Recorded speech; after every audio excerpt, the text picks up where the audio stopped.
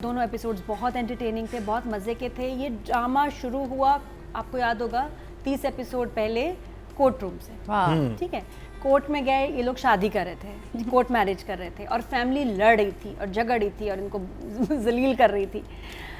30 episode बाद writer हमें फिर वहीं ले आया कोर्ट रूम में, जहाँ अब इनकी तलाक का मुकदमा चल रहा है और सारी फैमिली सपोर्ट कर रही है और कह रही है तलाक मत, कोई बात नहीं, ये कहती थी कि तो डाइन हैं, लेजी हैं, क्रेजी हैं, स्टूपिड हैं, तो कोई बात नहीं है। बड़े मुझे इतने अच्छे लगे कि वो कह रहे हैं यार हम सब हैं, हम बुरे हैं, तुम लोगों ने अलग नहीं होना।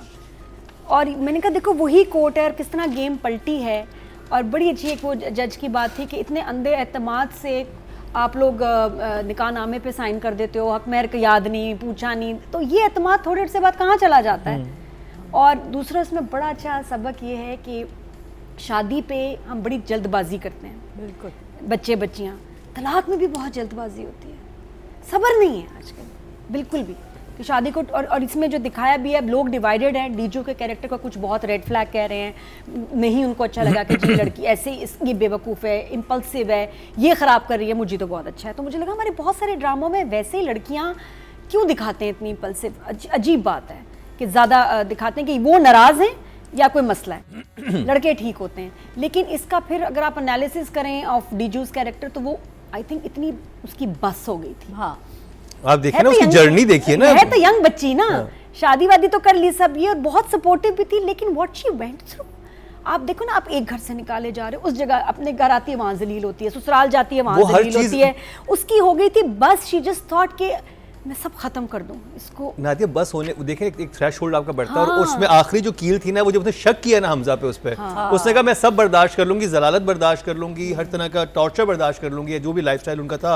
ये बर्दाश्त नहीं करूंगी, तो मुझे उस पे उसने स्टैंड लिया। और मैंने एक लाइन आई पहले मुझे भी, मैंने कहा डीजू क्यों कर रही यार, इतना कुछ इतना बुरा तो हुआ नहीं। फिर जब उसने बोला ना कि मैं ऑफिस जाती हूँ, मैं कोर्ट जाती हूँ, ठीक है ना, कोर्ट का केस वगैरह सारा चल रहा है, घर भी नहीं है उसके पास रहने को, कमरा भी नहीं है, वो रात को काम करता है, ये दिन को काम करती है। एक उसकी आई थिंक बस हो गई, उसका बस इतना ही उसकी बर्दाश्त थी। और बाकी टू मच है कि देखो आपने एक घर से निकले, दूसरे में आपकी लाइफ सेविंग चली गई और अब दूसरे घर का वो सोच भी नहीं सकती, पैसे कर्जा भी लिया हुआ है, कर्जा भी देना है, अपना जेवर बेच दिया, हर चीज। तो ये आई थिंक और उसमें अगर शौहर ये कहे कि तुम्हारा तो हमजा से चक्कर है, तो आप थप्पड़ तो मारेंगे। तो इसलिए आई थिंक ये हमें ये नहीं सोचना चाहिए डीजू सही है नहीं है। डीजू एक कैरेक्टर है और वो ऐसे सोचती है, उस पर ये गुजरी और उसने ये किया, खत्म। सही गलत में हम क्यों ड्रामों में पड़ जाते हैं इतना ज्यादा?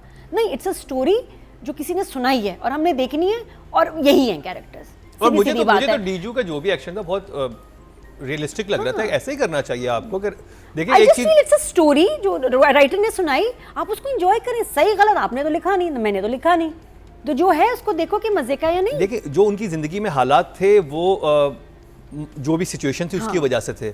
जो शक था वो उसके हस्बैंड के हाथ में था, उसने सब बर्दाश्त किया जो दुनिया ने उनको दिया, लेकिन जब हस्बैंड की तरफ से वो चीज़ आई तो वो उसने बर्दाश्त और एंडिंग बहुत खूबसूरत थी। और लेकिन जो मुझे सरप्राइज मेरे लिए था कि मुझे नहीं पता था कि वो बंदी गलत है, आई थॉट बिल्डर झूठा है, फ्रॉड वो कर रहा है, पता चला कि वो तो आंटी फ्रॉड। और बड़ा अच्छा डीजे ने एंड में से कहा ये तस्वीर दे दें, आप पे सूट नहीं करती। ओह, तो इसलिए जी व्हाट एन एंटरटेनमेंट। वो अपने आप को ओपनली अब कह रही है कि यार मेरी वजह से हुआ, उसको समझाओ, मेरा जैसा असर होगा उसका, डीजू का। तो और उसके बाद जो भाई और बहन की बॉन्डिंग जो पूरे सीरियल में आपको नजर नहीं आई, अब हुई।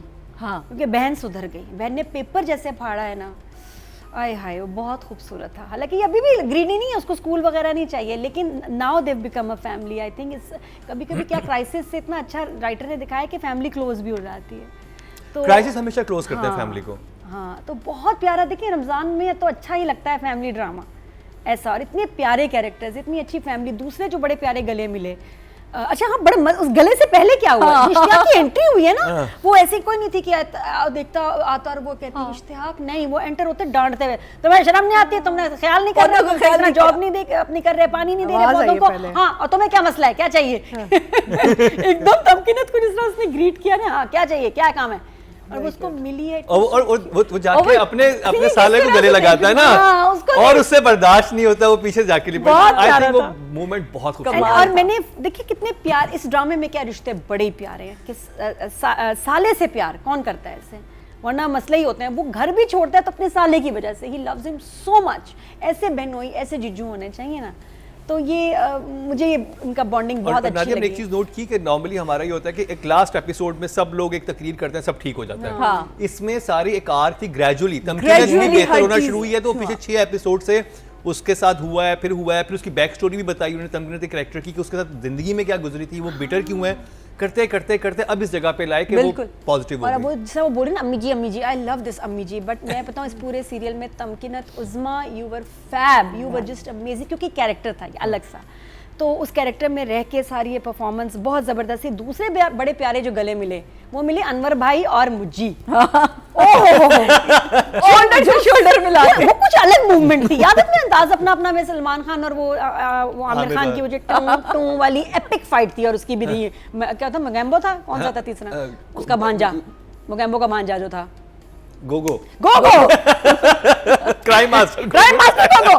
तो वो जो लड़े थे ना, टू वाली फाइट और टिंग वाली फाइट और टू वाली, उसके बाद मैंने ये एक मूवमेंट देखी, अमेजिंग, गले मिल रहे हैं और मिल ही नहीं रहे, और बस कुछ पता नहीं क्या मिला है, ऐसे शोल्डर मिलाता है, ऐसे इतने सड़े हुए उन्होंने गले मिले। ये कुछ अलग मूवमेंट थी जो याद रह जाती है। आई थिंक अनवर, जिनका नाम अली जान है, कमाल, उनके एक्सप्रेशन, मतलब हर सीन में वो जान डाल देते हैं। और वो उनकी पाइनएप्पल वाली शर्ट थी, क्या कहाँ से मिल रही है आपको, कहाँ से ली है, मुझे भी बताएं। बहुत ज़बरदस्त उसकी ड्रेसिंग। देखो मैं शुरू में ये कहती थी कि जैसे कॉमेडी ड्रामे बनते थे ना, लोग मुंह बनाना शुरू कर देते थे, टी पोई पा, ये बात आई हेट सच कॉमेडी। इसमें एक भी कोई कॉमेडी इफेक्ट नहीं था, कोई हंस नहीं रहा था। आपने नोट किया इस ड्रामे में? और हम सब हंस रहे थे देख।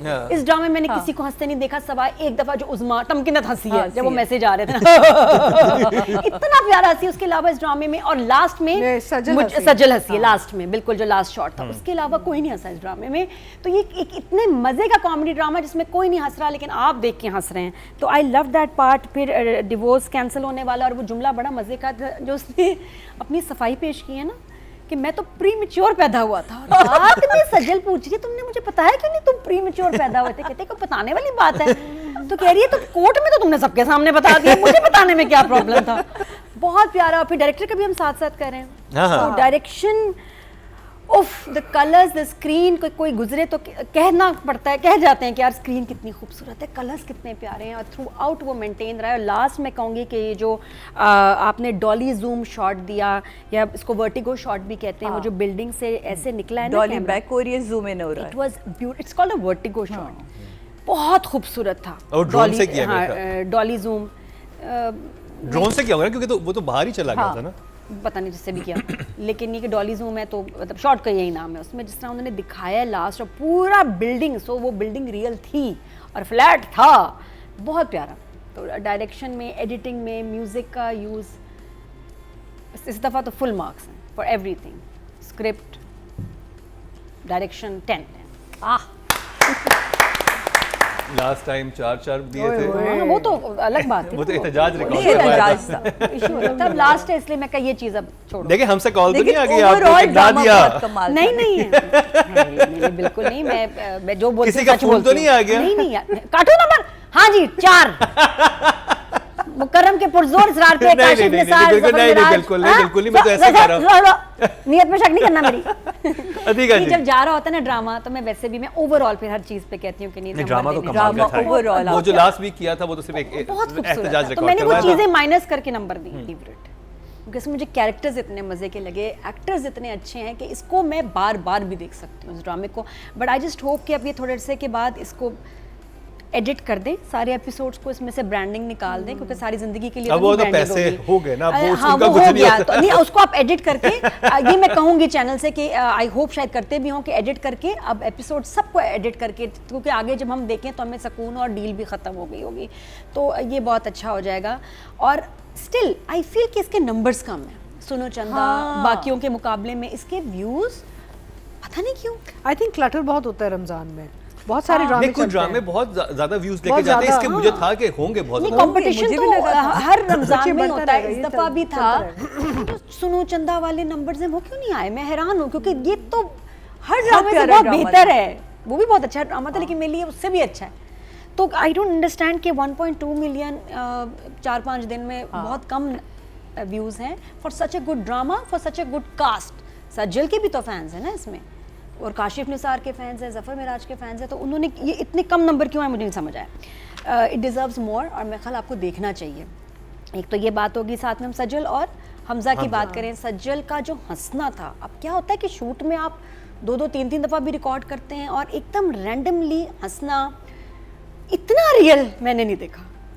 कि आप जितना भी करो ना, आपको जब हंसी ना आ रही हो तो आप थोड़ा फेक ही हंसते हैं ना, थोड़ा सा हो ही जाता है। लेकिन सज्जल तो ऐसे हंस रही है जैसे कोई गुदगुदी कर रहा है, आंखें भी हंसी उसकी, इतना हंस, और बिल्कुल नेचुरल के हंसना, गैप, फिर उसके बात करना, फिर हंसी का निकलना, वो कैसे किया है, कैसे सज्जल तुमने किया है, बहुत नेचुरल था, बहुत प्यारा था। और आखिर में जो ये रोई है, जब बार बार जज पूछ रहे हैं, आखिरी, अच्छा जज बार बार पूछ रही है, मैं आखिरी बार पूछना चाह रही हूँ, फिर कोई बात करती थी, अच्छा फिर मैं आपसे एक बार आखिरी बार पूछना चाह रही हूँ, क्योंकि शी वॉज नॉट श्योर और वो भी नहीं चाहती थी ये डिवोर्स हो।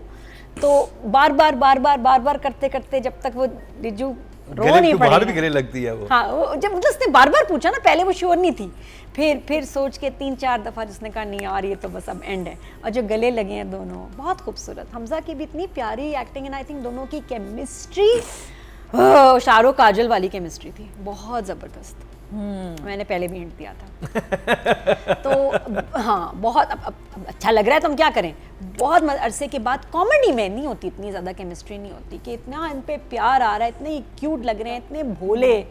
हाँ, वो थप्पड़ वाली चीज़ मुझे नहीं अच्छी लगी कि यार थप्पड़ नहीं मारना चाहिए था, वो उसका गुस्सा, उसकी नाराज़गी आगे तलाक होनी थी, थप्पड़ स्किप करना चाहिए। छोरों को थप्पड़ मार रही है, तेरे बिन में तो थूक भी दिया था उसने मुँह पे, वो टू मच था, ये थोड़ा डिस्करेज करना चाहिए। प्लस जब वो अपने बाप के पास गई है बताने कि मैंने उसके मुंह पे थप्पड़ मारा, तो बाप को खफा होना चाहिए था, बाप को उसको समझाना चाहिए था कि तुमने गलत किया। ये थोड़ा सा राइटिंग वाले पार्ट में भी हाँ मुझे कहना चाहिए था, मैं भी कह देती हूँ, नहीं अच्छा लगा। बाप ने कहा अच्छा तुम जाओ उसको दूसरा थप्पड़ मार के। आप कैसे अपनी बेटी को कहेंगे कि अपने शौहर को तुम दूसरा थप्पड़ मार के, क्योंकि फिर अपना वाकया आ गया कि तुम्हारी माँ ने मुझे 2 थप्पड़ मारे थे, फिर हमारी दोस्ती हो गई।